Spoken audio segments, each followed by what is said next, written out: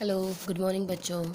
सो आज हम देखने हैं ज्योग्राफी का हमारा ये लास्ट पार्ट है क्लोथ ऑफ नेसेसिटी का। क्लोथ्स और नेसेसिटी है ना। तो ये लास्ट पार्ट है हमारा। स्टार्ट करते हैं।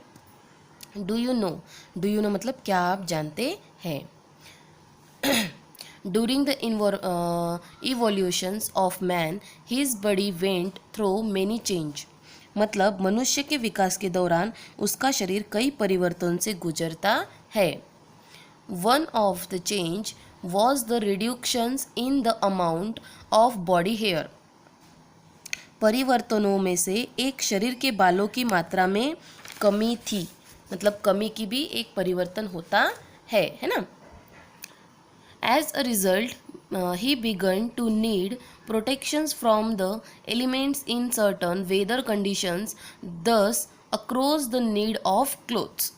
क्या कहा गया है कि नतीजन उन्हें कुछ मौसम की स्थिति में तत्वों से सूक्ष्म सुरक्षा की आवश्यकता होने लगी। इस प्रकार कपड़े की आवश्यकता पैदा हुई है ना। thus across of need of clothes. We can see a variety in the clothes used throughout the age. क्या कहा गया है कि हम उम्र में माध्यम से उपयोग किए जाने वाले कपड़ों में एक किस्म देखते हैं। In prehistoric times, man did not wear cloth. Later he began using the bark and leaf of the tree. क्या कहा गया है कि प्रागैतिहासिक काल है उसमें आदमी ने कपड़े नहीं पहने थे।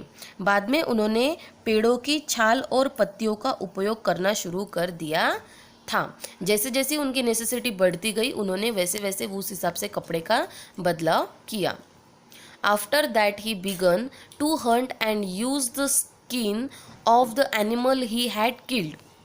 क्या कहा गया है कि उसके बाद उनके शिकार करना शुरू कर दिया और अपने द्वारा मारे गए जानवरों की खाल का इस्तेमाल किया गया।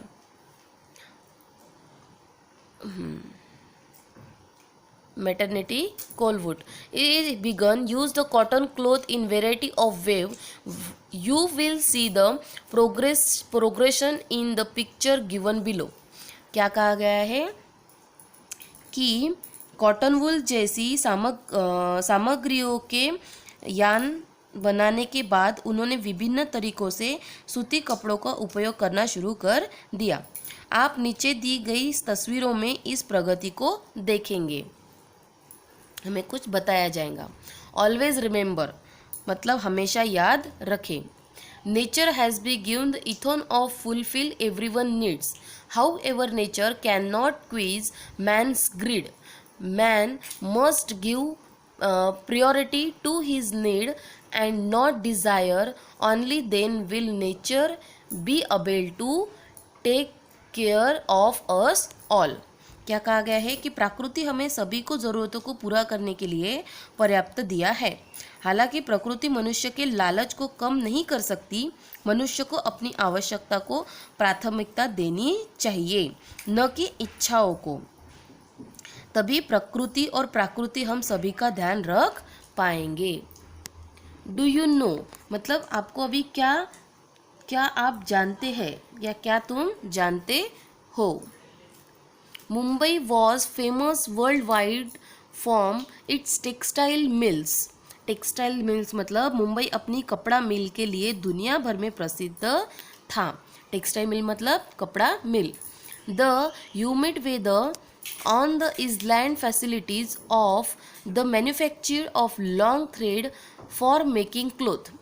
क्या कहा गया है कि द्वीप में नम मौसम कपड़ा बनाने के लिए लंबे धागों के निर्माण की सुविधा देता है. That is why Mumbai become a big center for the textile industry. इसलिए मुंबई कपड़ा उद्योग का एक बड़ा केंद्र बन गया. The flourishing cloth industry attracted work from all over the country who come and settle here.